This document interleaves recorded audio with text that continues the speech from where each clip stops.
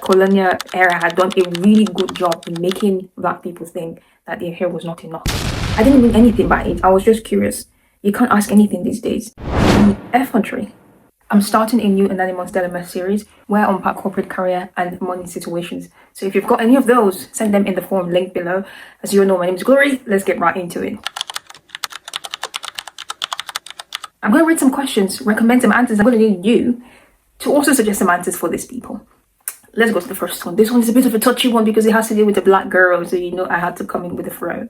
Anyways, the first one here says, is that your real hair? This person says, I'd already been in the company for 6 months, but I had already learned the unspoken rules. Be warm, but not too loud. Be confident, but not too intimidating. And as a black woman in mostly white office, I learned one more thing very quickly. Your hair enters the room before your work does. Yeah, that is true. Moving on, she says, when I first started, I wore a straight wig, not because I was ashamed of my natural hair, but because I wanted one less thing to think about. I was new, I wanted people to focus on my work, not my appearance, and honestly, I didn't have the emotional energy to start to explain twist outs, wash days, shrinkage, all of that, or why my hair could look completely different from 1 month to the next. The wig was easy, people called it professional. One woman in my team even said, your hair always looks so neat. I smiled and said thank you, even though a small part of me wondered what she meant by neat.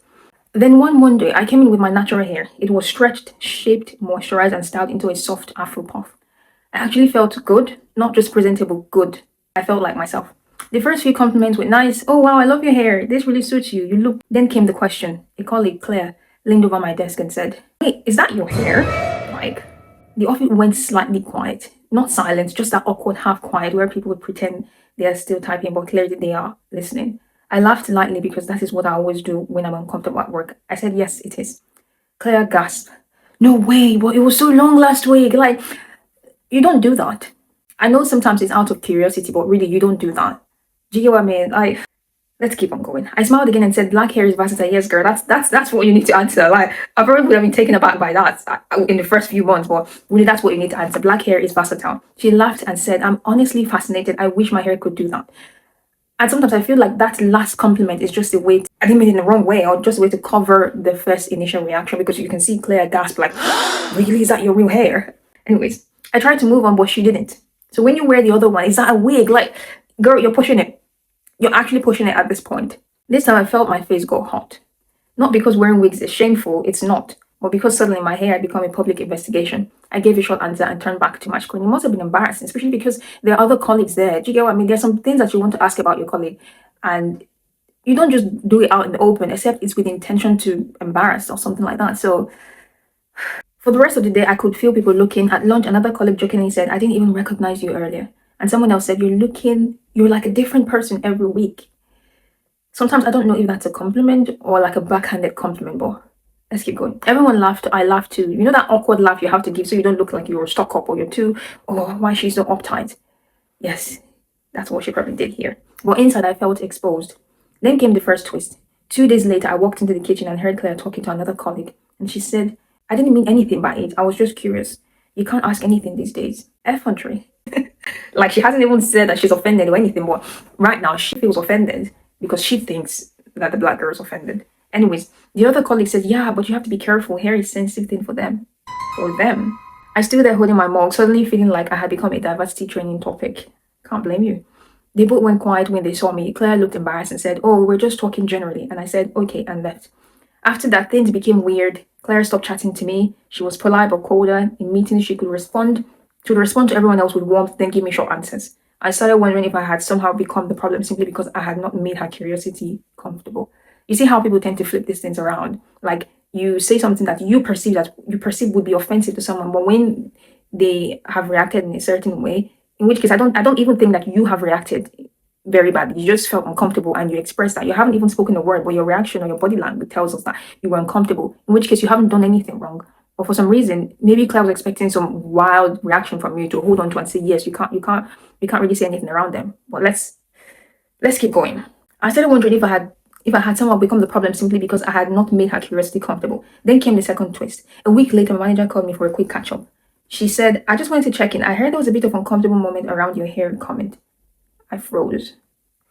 Because I had not reported anything. Apparently, Claire had gone to my manager first. She said she was worried I had taken her question the wrong way and that she now felt anxious around me. I sat there stunned. because somehow I had become responsible for her discomfort. You paid the awful compliment or question, and now you're still the one uncomfortable. Have you ever, does this starting to sound familiar? My manager was kind. She said she understands why the question feels personal, but then she added, "I know Claire, and I really don't think there was any bad intent." Okay, there was intent. I said I understand there may not have been bad intent, but it still put me in an awkward position because you still need to acknowledge the feeling that it made someone uncomfortable, and she's not wanting to take responsibility for that. Manager nodded because I could tell she wanted the conversation to end neatly. It did not. The following week, something else happened. A senior stakeholder came into the office. I was presenting a piece of work I had spent weeks preparing. I knew my numbers, I knew the risk, I knew the recommendations. The presentation went well. Afterwards, the stakeholder smiled and said, "Great job." And I have to say, I love your hair. It's very bold. Bold? Not smart, not clear, not insightful, bold.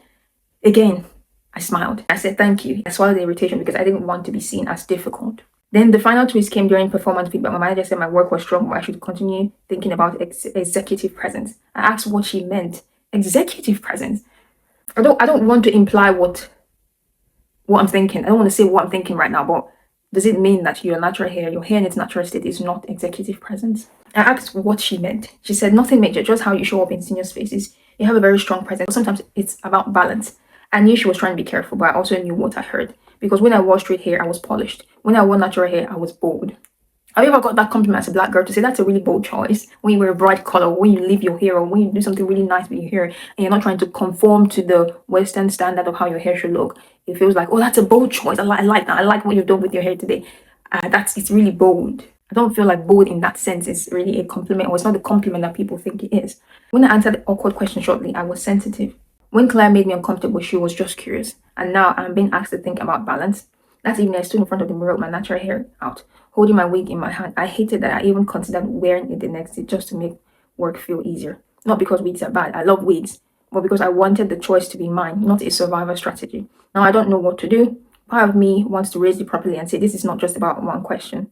It's about how quickly my appearance became a discussion. Another part of me worries that if I speak up, I'll become that person in the office. Too sensitive, too hard to talk to. But if I stay quiet, I feel like I'm teaching people that my discomfort is less important than their curiosity. So my question is, at work, where is the line between harmless curiosity and making someone feel like their identity is open for public discussion? Now that's an in-depth one. That's an interesting one, really. Because from the look of things, I don't think anyone really is on your side. It feels like everyone, even though you are the one that is offended now because of the action that you have received, it feels like people are trying to walk on eggshells around you. So, well, we don't want to offend her. We don't want to do something, and it feels like we've done this to her. But it looks to me that they're not trying to understand you. It looks to me that they're trying to, let's just conform to how this should look. But really, a workplace that claims to be diverse or to be open to different ethnicities, you would know that all hair don't come the same. Everybody's not going to wear a slick back. Everybody's not going to have their hair straightened. So I do understand that when you're coming to work, you do need to look put together. But I don't think the idea of having black hair or having like our type of hair should be attributed to being not put together. It should be attributed to being not neat. So I would say tread with caution. Right now, it don't look like anyone's on your side. Your manager says she's kind, trying to address the situation, but from the unspoken things or the unwritten or by implication, it looks like, first of all, Claire has done a really good job in not only speaking to your manager, but other people around the office. So you only saw 2 occasions where she spoke to your manager and the other person in the kitchen. What about the other people she hasn't, that you don't know she has told across the office, across the organization? Say, oh, look at that girl's hair. Like, she's really, that's a bold choice. And then Claire goes around to say, oh my God, like when I asked her about it, she was fuming. Well, you weren't fuming. Exactly. So you don't know what Claire said about this situation. It's a bit of a tricky one, but if you feel you want to alternate your hairstyle, if you want to do your wigs, as you said, let it be out purely out of because you want to, not because you feel like you need to conform. There's sometimes you wear an outfit and you feel like, oh, a slick back would be good for this one, or actually I'm going to wear my fro on this occasion. Yes, you can do that, but I don't think you should push it as further as maybe HR, this and that. Like, they're only going to see you as the difficult person and say, actually, why don't we get rid of that one person that's been difficult just because of her hair? Like, why can't you just put in a slick back? For you as a black woman, I'm guessing you're a black woman from all the discourse. For you as a black woman, your hair is part of your identity. And I think that the colonial era had done a really good job in making black people think that their hair was not enough. in the most recent years, people have been intentional about their natural hair, about how they look, about being confident in their natural hair. And there's been a lot of, hate around it, like why it doesn't look good, even from Black people as well. So I would say if you're really willing to push it beyond this, then probably you want to be prepared to come to a workspace that will look a bit hostile, because that's probably what would happen. Even if you manage to get, because I'll also ask you, what do you want to get out of it? Do you want Claire to admit to say she was wrong? In which case, that's a whole different situation, because she might not do that. Or you just want to be comfortable in your looks, in your hair. You want to be able to switch it up. I think that's actually what you're asking. I would say you keep doing what you're doing. You keep doing what you're doing. People would have to get used to it. You don't shrink yourself, or you don't shrink your identity or who you are to fit into certain spaces. Otherwise, people will never be able to accept you for who you truly are. And I understand that in corporate or in a work environment, you do need to, come to work with a certain version of yourself. But if your identity, or if your hair is part of that, is a part of your identity that you want to lead with, then I would say, yes, you keep doing it. People would get used to it. Oh yeah, the girl with the fro. Don't be surprised if people start calling you that. But in the first few weeks or months, it might feel like this, where people start to think, actually, that's really bold, but give it some time, people will get used to it.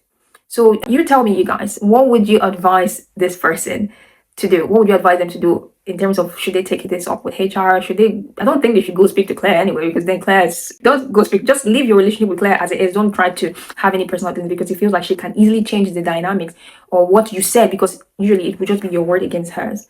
So I'm just going to say, just keep everything official, your work duties. She already established a hostile environment simply because she felt that you'd be offended, but you didn't give her the response she was expecting. So you tell me, or you tell her, what would you do in that situation? If you have any more questions, send them in the anonymous form below. Do not put your name, don't put anything too personal. Just put the story that you want to share in there, and we would look into it. For part 2, we're going to look into another story.